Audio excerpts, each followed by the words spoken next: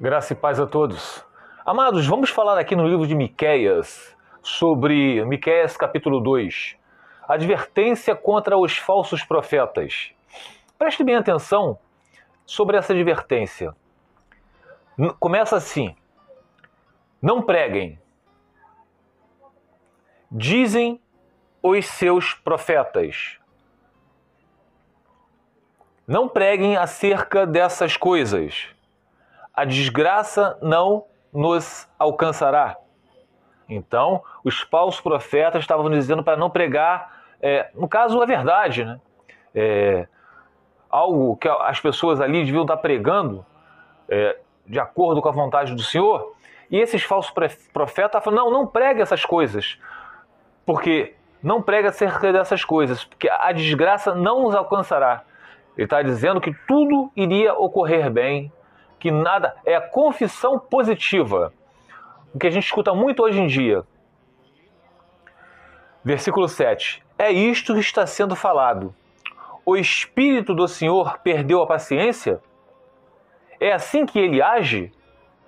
As minhas palavras fazem bem àquele cujos caminhos são retos. Então, aqui ele está dizendo, aqui já é o que conhece a palavra do Senhor. A palavra do Senhor faz bem àqueles cujos caminhos são retos. Porque quando os caminhos são tortuosos, eles não querem ouvir a advertência do Senhor. Eles falam que não é bem assim. É uma questão de exegese. Hoje em dia a gente escuta isso, né? Ainda mais quando a gente fala sobre a lei do casamento, que só podemos nos casar de novo com a outra pessoa, mesmo que tenha acontecido o adultério ou o abandono, somente na morte do cônjuge. Mas não, eles abrem exceções, não é bem assim. É uma exegese totalmente equivocada. Vamos lá. Versículo 8. Mas ultimamente, como inimigos, vocês atacam o meu povo. Além da túnica, arrancam a capa daqueles que passam confiantes, como quem volta da guerra.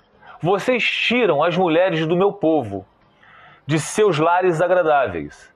De seus filhos vocês removem a minha dignidade para sempre. Levantem-se, vão embora, pois este não é o lugar de descanso, porque ele está contaminado e arruinado, sem que haja remédio.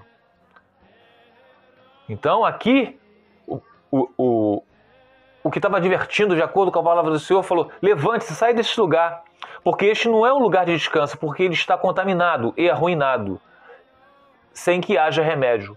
Então, aqui nos faz lembrar, quando lá em 1 Coríntios, capítulo 5, quando o apóstolo Paulo fala que tinha um homem se deitando com a mulher do pai dele, um homem que se dizia ser cristão, e vocês ainda estão alegres com o evangelho que vocês estão pregando, pela igreja que vocês estão professando por aí, vocês deviam se envergonhar com isso, por permitir um homem como esse, que se diz ser cristão, mas está dando um péssimo exemplo para todos os outros. Um pouco de fermento vai fermentar toda a igreja. Então o que o apóstolo Paulo falou? Expulse esse homem do meio de vocês, entregue-o a Satanás. Satanás é o mundo, que o mundo jaz do maligno, para que ele se arrependa e seja salvo no dia do Senhor, para que haja arrependimento, porque um pouco de fermento fermentava toda a massa.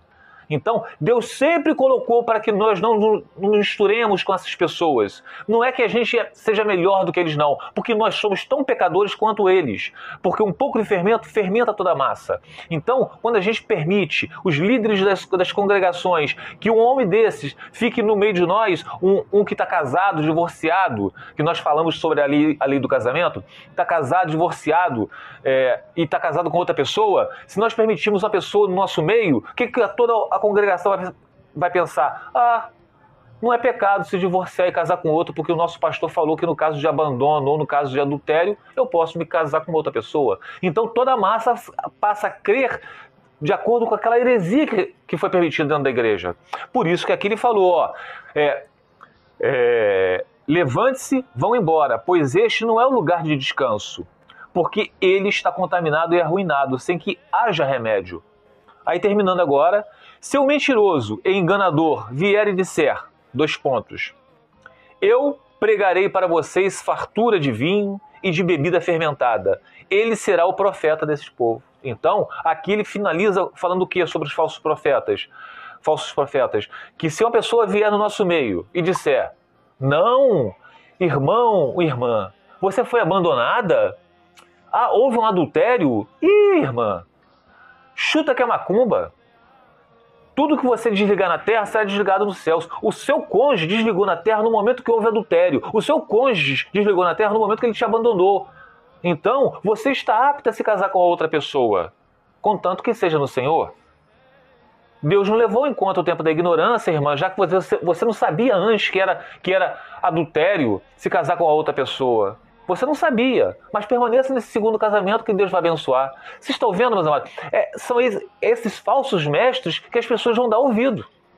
Ah, Deus quer que todo mundo seja rico. Se você não está passando por sofrimento, um problema na família, filhos nas drogas, desemprego, se você trabalha, você continua pobre, necessitado, alguma coisa está vendo na tua vida, você está pecando. Então, a gente vê muitas heresias nesse meio.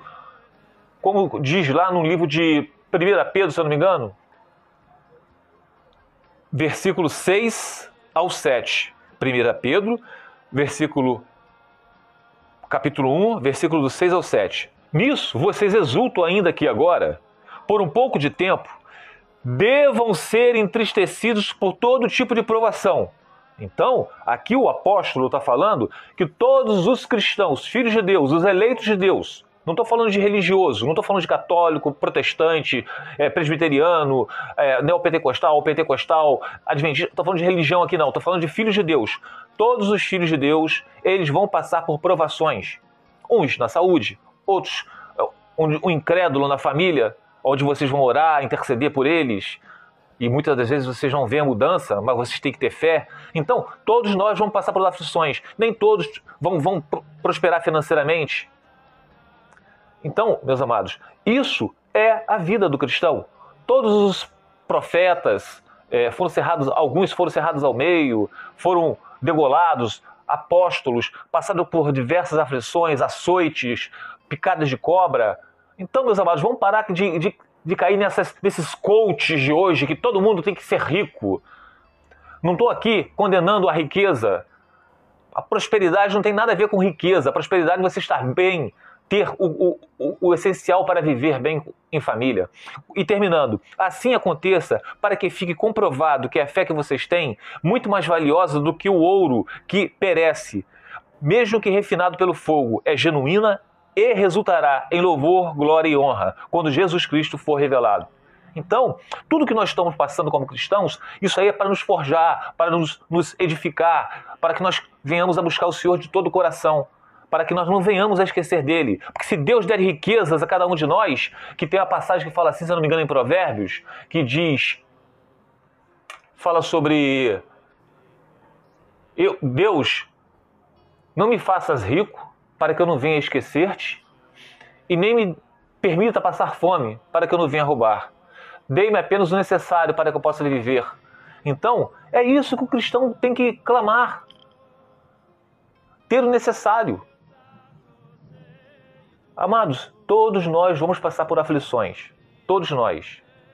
Não tem como. Então, por isso que vocês têm que estudar essa doutrina, para ver se vocês não estão sendo enganados. Se vocês não estudarem essa doutrina, como é que vocês vão saber se aquele homem que está pregando para vocês, ele é um falso profeta ou não? Vocês têm que estar a par do que diz as Escrituras. Tá bom? Fica os irmãos na paz de seu Jesus.